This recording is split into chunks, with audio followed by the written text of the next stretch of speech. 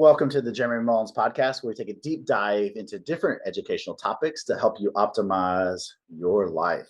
I'm Jeremy, I'm your host, and I'm here with a special guest today, Mr. Bryan Pieschel, just like Michelle with a P, as he instructed, because I'm from Appalachia and I generally butcher names. Bryan is a former Army medic, and I want to say doctor, and we'll get into this because we as soldiers, we call our Army medics, especially combat medics, doctors, right? And it's not that you don't have a PhD, you don't have an MD, but in the eyes of that soldier, you are the doc, which I do want to get into.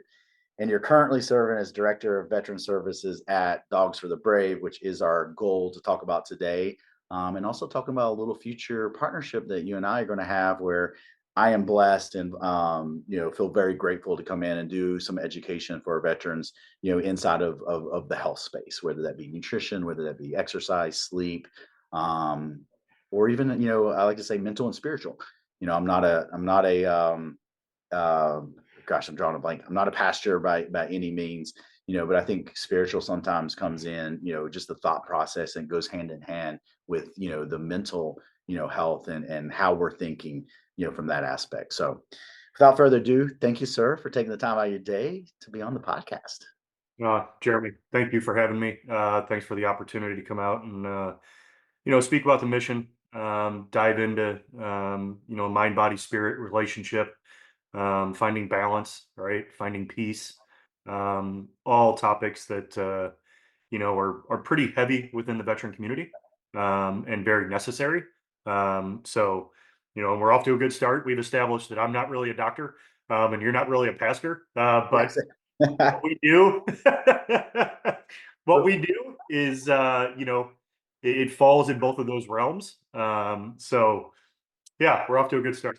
Yeah. It's just you're clearing the air, right? Like, Yes. please consult your doctor for the information we provide you today. I think that's what Right. our lawyers tell us to say. Our disclaimer. Yeah, but no, we're on totally, both of us, are medical, inside of, services. I'm still serving, inside the National Guard. You, of course, have wrapped up your serving as far as, being on the uniform. But you were combat, met and medic, and I like to say totally different ends, because I'm doing more preventative things. I'm doing more, maybe on the other end, the post end, fixing things, right? But you were there in the fix of it, where a lot of times it was life or death with the care that you were giving. So how many years are you in? Just give us a little bit of history there, because we didn't get into it. I'm curious, and I think the listeners always like to hear a little bit of a story, especially because I think this will lead to why you're so passionate and what you're doing right now. Yeah. So I enlisted in 2004. I was an old guy. Um, got the nickname Grandpa pretty quickly at basic. I was 26 when I enlisted. And the driving force behind it was 9/11. Like a lot of guys in our generation, 9/11 was a calling for me. I wrestled with it for a couple years. Obviously, I was coaching in college at the time, and I always assumed that coaching volleyball, coaching men's volleyball, that was my career path. That's what I was going to do. It's my passion. I love it. I love being in the gym. But 9/11 really started making me question a lot of things about service to country and whatnot. My father was a National Guardsman, reservist, during the Vietnam era. He was not um, called to action in Vietnam due to being a small business owner and having a couple small kids already by that point, my two older sisters.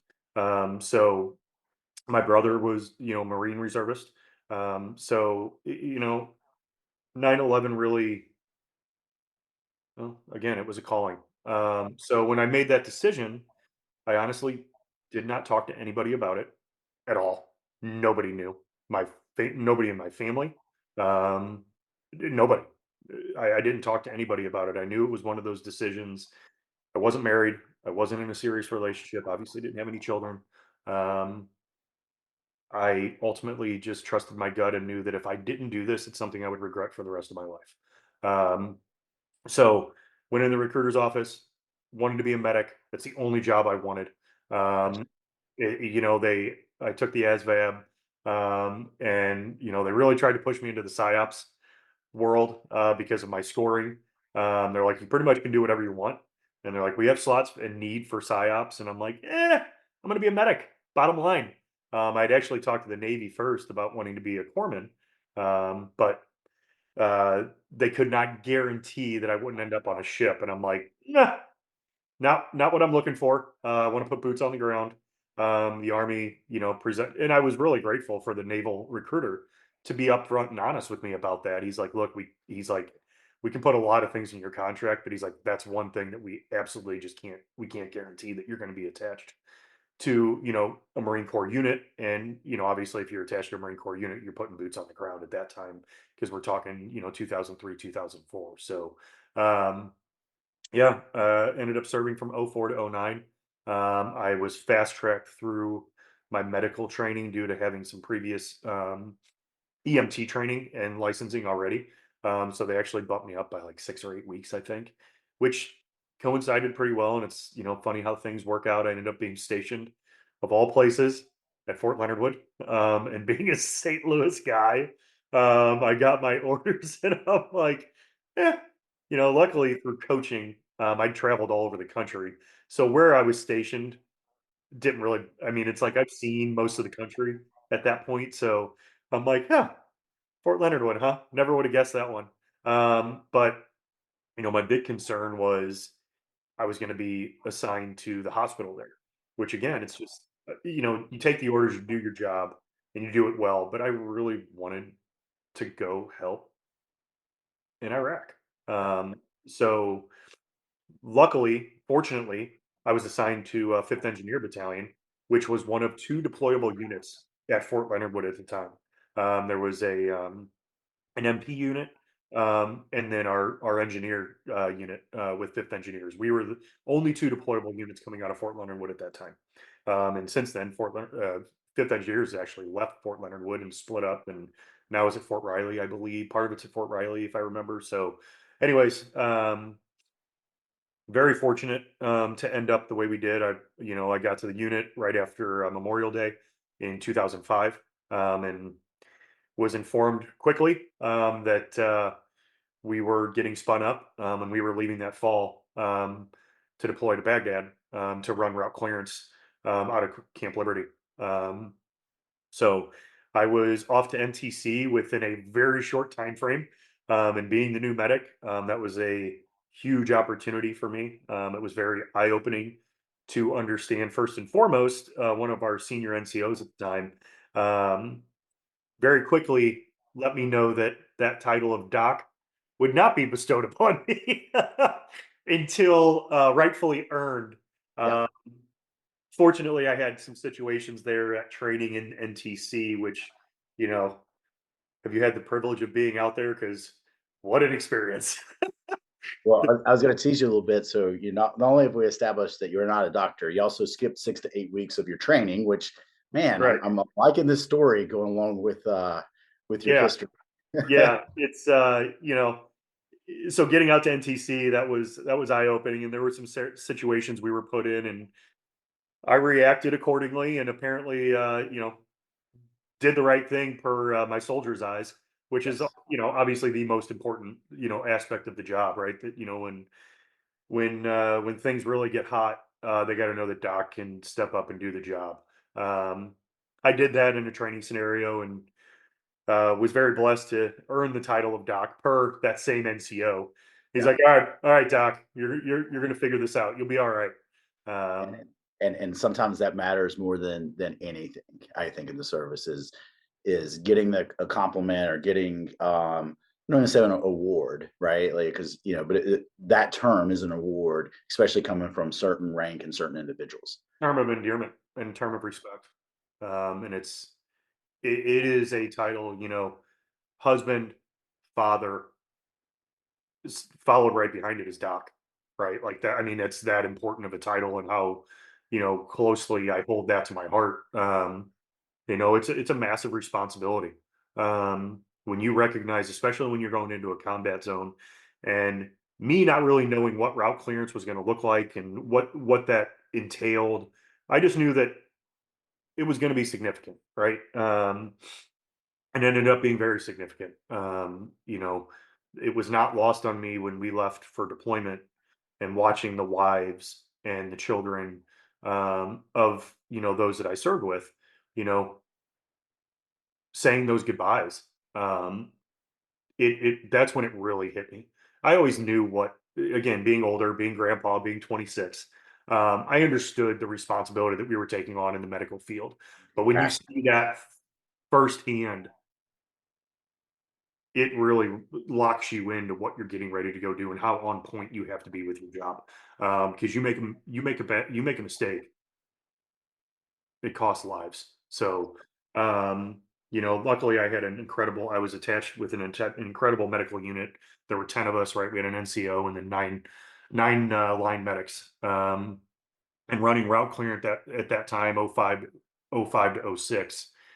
We were right in the middle of all the sectarian violence. We were in a we were caught in the full blown civil war.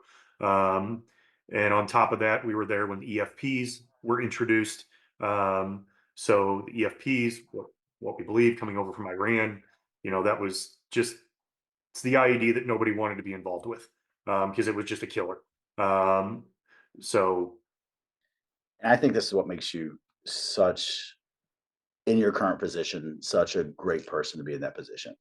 Right. And we could spend an hour, discussing your service. Um, and maybe we do that. Maybe we come back on and we you're like, no, no, don't want to go I, down.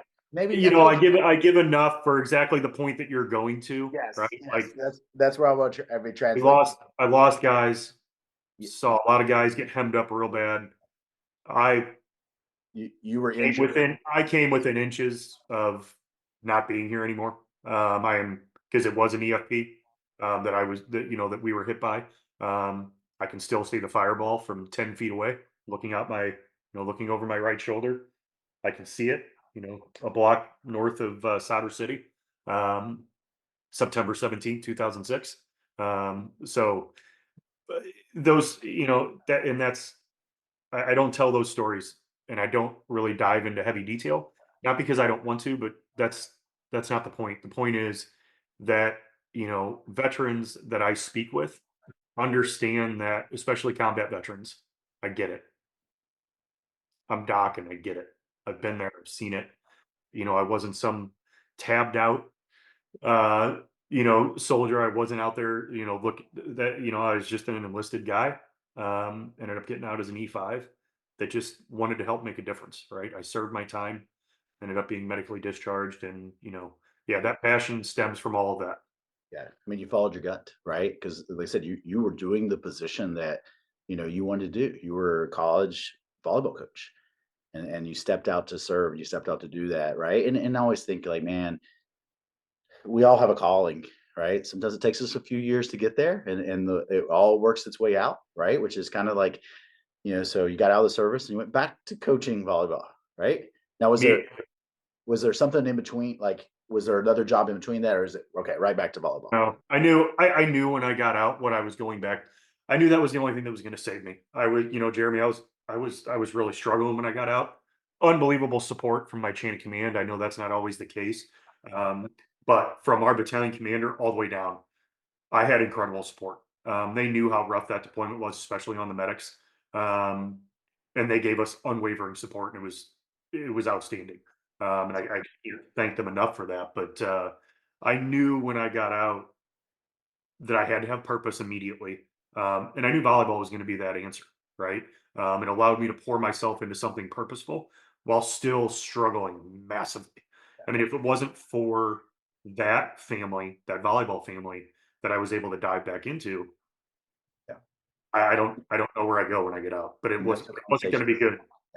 Those are conversations I've had. I know there's conversations that you've had, like finding another mission, Yeah, for our guys and our gals. Like once the mission of serving is, quote up, is finding that other mission, finding the other purpose, have them drive forward. But as you mentioned, here was something that was dear and near to your heart, coaching volleyball.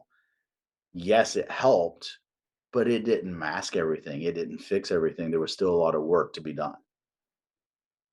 massive amount of work for myself personally. Right? Like that's, um, I recognize that I love being in the gym with the kids, and I ran a boys volleyball program, and one of the largest in the country at the time, and it's still one of the largest in the country, 20 plus teams. So you're talking hundreds, thousands of athletes over the 15 years that I was there as the director for the boys program, and was very fulfilling, right? I utilized a lot of the lessons learned from the military as far as discipline and understanding how to fight through the tough times and tough challenges, and tried to instill that within the young athletes, because I think it's a very important skill that we have to learn. It wasn't just about volleyball, it's about how do we introduce life lessons into that, right? Um, but over time, I recognized that there was still a void inside of me, and obviously the more we discuss and recognize and identify how badly our veteran community was hurting, myself included. Um, but we hide that really well. Some of us are capable of really masking how much we're struggling. Um, a lot of time it's a positive way though, because we're just continuing to push through. We're not giving up. We're fighting through it. So opportunity presented itself um, about a year and a half ago. It was the spring of 2023 that through some conversations, I was, uh, um, introduced to April. At the time, was our executive director with Dogs for Our Brave. They were looking to hire, and they were specifically looking to hire a veteran because they did not have a veteran on staff at time. So after a 2-hour conversation, it was pretty clear that the passions aligned, and I saw an opportunity for me to be doc again, and that it's a position I never thought I'd be able to fill again. And you say that an opportunity to be doc again, and I'm just going to say this because I think it's a great transition, to talking more about dogs for our brave. It's not just about the dog, Yeah. right? Like, Yeah. I was thinking about that when I can remember what Yeah. you said just a few minutes ago, and I was reading your shirt, and I'm like, that's 100% correct, right? And in the conversation that we had a few weeks ago, like that was the thing that just set in my mind is like, because we have the opportunity to have a trained canine, and she's awesome. So she's family protection, obedient, trained, and just thinking of like the having her because we got her November 2 years ago, um, 2 years, yes, because the baby's birthday was yesterday. So we got her in November. Our youngest daughter was born in December, and then my dad passed away unexpectedly in January. And I just think about her from the standpoint of like her being there during that time and being trained, how it filled that void and having her because she traveled everywhere that I went because it would be very difficult for Katie to take care of a pup, a newborn, and two other kids. A As I'm lot. traveling from St. Louis back to West Virginia, for a lot of the stuff that was going on with dad's, passing away. And that was what I was thinking about. Like, that was so cool is the sense of what you guys are doing. It's not just about the dog. Getting a dog for a veteran, while it fills a big void and there's so many positive benefits, there's other aspects that we got to work at. And that's what I love when you say, like, get a chance to be doc again, because there's a lot of other things that we can do. It, I don't necessarily I didn't realize immediately how much that doc mentality would come into play. I mean, to be fully honest, when they hired me, Jeremy, they didn't really know. They knew what my title was, but they're like, Yeah. Brian, we don't really know exactly what your roles get. Like, you're going to kind of get to write your own job description as you go through this, which ironically, that's kind of what happened when I, came back and dove back into the boys program with high performance in the volleyball side. It really wasn't flushed out, and they're like, "You're going to get to build your job description." I'm like, "Okay, well, that sounds familiar." Coming into Dogs for a Brave, I'm like, I can deal with that. So it's switching careers at 45 years old, 46 years old. That's not typical for most. Um, but I get to jump from one passion to another. How many people get to do that and as a living? Well, Um, if I know our listeners, I know probably 50% of them have are already Googled dogs for our brave. But for the other 50% that may be out on their walk or driving and have not looked it up yet, let's talk a little bit about it. And then, kind of after you give a little history, talk about your vision, right? Like what you see as far as, once again, putting on your doc hat and some of the other things that, you're wanting to provide in the future for the veterans, kind of go into that to wrap this up. Because, like I said, I think them hearing it, because I know a lot of them are going to look it up. I just know that's, a lot of people who listen to the show are individuals that I've worked with in the past for nutritional education, and that's just how they're wired. But I also think it's good to hear it from yourself.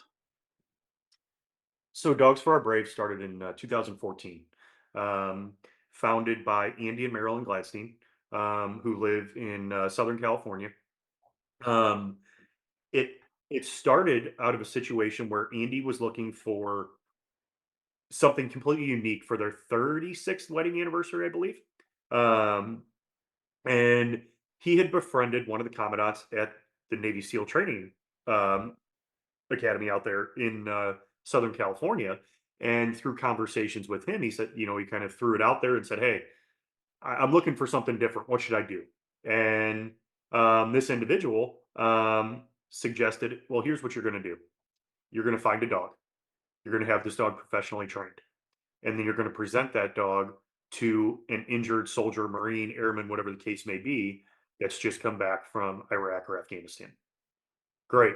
How do I go about doing that? I have no flipping clue. You're the one with all the money and the ideas. Go figure it out. Was essentially the gist of the conversation. So Andy did. He bought a dog, found a trainer in Phoenix, um, had that dog trained. He flew out to Walter Reed and started interviewing potential candidates. Found an individual, amputee, Sergeant Scott Smith, and presented that dog. Surprised Maryland on their anniversary at a luncheon. And lo and behold, Dogs for Our Brave was started. They didn't realize it at the time, but they had a lot of friends that wanted to do the same thing. And they're like, well, we're going to start a charity. 2000, fast forward 2018, they move operations to St. Louis. They buy a facility here in Dogtown, which is where we're currently located. Um, and continue. That's when the mission really started to grab a little bit more understanding of what we wanted to become. Um, but really, to be honest, me coming on board with the executive director we had at the time, April, who has now moved into our director of fundraising, um, Bridget, who is our director of training, and she's now been in that position for I think about 3 years now. But she had worked as a trainer prior to that, and then Carol Sheehan coming on board as our director of operations. Within the last year and a half, we've really started to understand who we're going to become because the mission just on its own, right? So we provide mobility based um, service dogs to wounded combat veterans who have honorably served, and we provide that service dog at no cost Yeah. for anything. Excuse me. And you can correct me if I'm wrong, and I understand it. That's for life. Like you guys take care of, and that was what in our last Training, conversation, something that just really stood out for me is like, training, veterinary care, yes, food, equipment. The veterans travel. If they come in town, they have to be paired with the dog because we serve nationwide. yeah, not just Um, not just we St. pay Louis. for everything. We Yeah, pay for everything: the hotel, the food, the airfare if that's required. So our veteran pays nothing, right? Obviously, that's an incredible mission, and people read that standing on itself, and they're like, "How do I get involved?" That's outstanding, right? But as I dug into it, I recognized, out speaking the mission with other team members. One day, it just kind of flipped, and it was only a couple months in, Jeremy, that I recognized we have such a greater opportunity here, right? We have such a a bigger chance to really impact change within the veteran community, but within the community in general, right? Within the country. And I started speaking from the heart and really talking about the real challenges that our veteran community is facing. I've lost 10 plus um, soldiers that I served with, um, either directly to suicide and or substance abuse, you name it, right? Um, That's the reality of it. The 22 a day, we wish it was only 22 a day. We know it's higher, right? 20 plus years of heavy combat operations tells us that we are in uncharted territories, right? We are in uncharted waters when it comes to what our veteran community is struggling with. Um, and recognizing through my own personal struggles, right, and how we try to find um, peace in our journey, right? That's ultimately what I think most veterans, especially combat veterans, we're looking for peace. We true inner peace. It's not going to come through medications, right? The therapies, whatnot, those are helpful, right? But it has to be a holistic approach to how we heal our mind, body, spirit, and relationships. That there is a balance that has to be found, right? So the dog is our bridge to enter the veteran's life and start having some hard conversations about where are you on this journey? How can we help? How can I find you resources? We don't have all the resources, right? I can, I'm a pretty good listener and I can have some pretty heartfelt and deep conversations, but I'm not here to solve those problems. I'm here to help facilitate to get them to someone who can help them in whatever their battle may be, right? Which is why we're sitting here having this conversation from the body aspect of things, which directly impacts the mind, right? And can absolutely stir the soul to move in the right direction. So our goal for our veterans is to help them become the best version of themselves again. I don't care what they've gone through, right?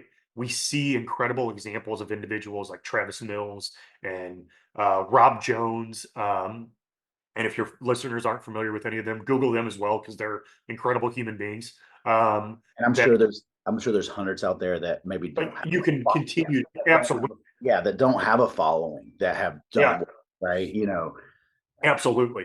So it's just, those, and we can heal ourselves.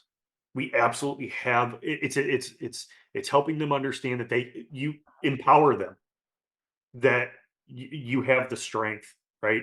And too many of our veterans, right? They have that labeling of a disabled. We're not disabled, right?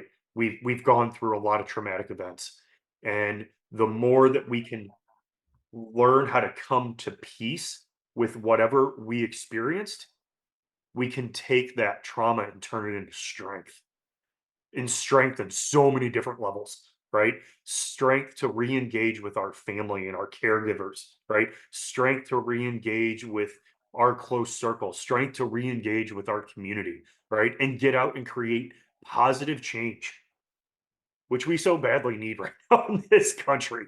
Let's you know, let's in everyone, right? Yeah, And that's where I'm super excited because I know, like, just speaking nutrition, exercise, right? Like, it's not going to fix something, but it would make the situation better, right? yeah, And for example, if we have someone who is just eating terrible and terrible and put a definition of that, maybe they're drinking a lot of sodas, they're eating a lot of sugary food, and then they're like, well, I don't have energy to do X, Y, and Z. Okay, well, the reason we may not have the energy is secondary to what you're choosing to eat, and that's a choice. yeah, Like, yes, it is not going to fix this over here, right? It's not going to replace your arm. It's not going to replace the leg. I got that, and I understand that, but it will also make you feel better. And we get a lot of people in general with this. It's like, man, I just don't feel like moving. We don't feel like moving because you didn't move. yeah, Once you move a little bit, you feel much better, and you want to move. yeah. And I think that goes, not only for our veterans, but that's everybody, in Agreed. those two things. And man, I'm super excited that you asked for some assistance. Once again, we've already started this out with, we're not professionals in certain things, but we know a few things in a couple of different areas. And I'm super super blessed and grateful once again that you've asked me to kind of help out from the nutritional aspect for those veterans that they get to that point where they want it, right? And they have that conversation with you, or they have that conversation with someone on your team, and they're like, you know what? I do want to learn how to eat better so I feel better. And then that I can then step into that role. So that's something, super exciting, things that I'm just thinking about, from our first conversation. Yeah, Jeremy, they just again, it just goes back to empowerment. These little things, so-called little things, are the big things, right? The changes in the diet, the learning how to just simply take care of our bodies again. I think breaking that mold of I'm that old, grumpy, overweight vet, right? Like sitting at the bar, bellied up. Like that's who we are, right? That's what veterans are supposed to be. These grizzled, you know, out of shape dudes that are just through the core. Like we need to change that narrative, right? We need to be the leaders based on what we've experienced and done in our lives. We can help change the narrative across the board about how to live healthy lives, how to take hard times and struggles and turn them into strength. Um, and it starts with all these little changes, right? The giving up of soda, stopping putting poison. Food is fuel, right? What are we putting in our bodies? How do we want to feel, right? Um, so I'm extremely grateful that you were willing to take this on and start having some conversations with myself and some of our veterans. And because again, the old adage of it takes a village. Well, when I speak out in public a lot, I talk about, when we go into a combat zone and a combat situation, we need so many entities to win that battle, to win that war. Air support, infantry, medics, cooks, logistics, blah, blah, blah. The list goes on and on and on. The battle that we're in right now within the veteran community is going to take all parts, right? So we need so many resources to be engaged in this fight. No one entity or two entities is going to help us win this battle. So you and your expertise within your field and within the nutrition side of things and the exercise, getting up and move, right? Like it's vital. We need all of these aspects. So I'm just very blessed and grateful to have your support on this. All right, Brian, for those that are out on their walk or currently driving, what is your website? And, if you have a good email, or how, if people wanted to get involved or had questions, how can they get a hold of you guys? That would be something I just wanted to provide. And then I could always put it in our show notes, for those that, once again, can find that easily in the notes. So Dogs for Our Brave, our website is dfob.org. Sorry, oh no, I'm totally blanking on the website. We just moved into a new website, but if you Google Dogs for Our Brave, you're going to pull it up for me. Thank you. That's it. But yeah, Carol just spent a lot of time revamping and putting out and rolling out a brand new website. It's outstanding. It reads exceptionally well. There's great videos on there, testimonials from some of our veterans that currently have dogs, which if you're looking for some motivation and whatnot, like you hop on there and you start seeing some of our testimonials from our veterans, it's very moving. Um, we are on all of the platforms, from Instagram to Facebook to X, and you can simply it's Dogs for Our Brave on all of those platforms. Again, a lot of great content on there. My email address, if you're a veteran and you're curious about or what our program entails, it's Brian Bryan at dfob.org. Shoot me an email. Again, if you're looking for resources for other help, I might be able to help you out there as well. But check us out. There's a lot of information out there. Our funding, the majority of our funding, we are getting ready to move facilities. It's very exciting because of the growth we've had over the last year and a half. We were able to secure some incredible funding that's going to allow us to move into a new facility come, later this year. Which takes us from a 1,600 square foot facility to a 16,000 square foot facility with an acre behind the property for training. So we're going to be able to train more dogs. We're going to be able to grow the programming. I'm actually working on building more programming outside of our mobility assistance program, looking at getting into the PTS service dog side of things. So it's an exciting time with Dogs for Our Brave. I'm very fortunate to be a part of it. And, I'm glad that you're on board now too to help us spread the mission and Love it. ultimately serve more veterans. You are 100% correct. It's dfob.org. So you were correct. Thanks. That is This the head cold got me a little. That's all right, right? And I'm super excited, man. I'm glad, and I don't want to leave this out. Our paths cross because of Carol, and Carol is, once again, a vital part of your team, but she's also a vital part of my team on, Team Alpha and the community that I educate, on the First Form app, and I tell those folks all the time, like, I don't think they realize how big of a part they are of my life, but like I spend the majority of my time inside that app having conversations with them, and that's how we crossed. And once again, I'm blessed and thankful and excited about the future. Absolutely. Let's make some good happen. Let's make some positive change. Awesome. I appreciate you guys. And for the listeners, I appreciate you guys listening. And if you do us a favor, please share this one maybe across some social media platforms, as this one is kind of broad and maybe it's not one that is direct that you would share to someone specifically, but more of a broad share to kind of get the word out. We appreciate you.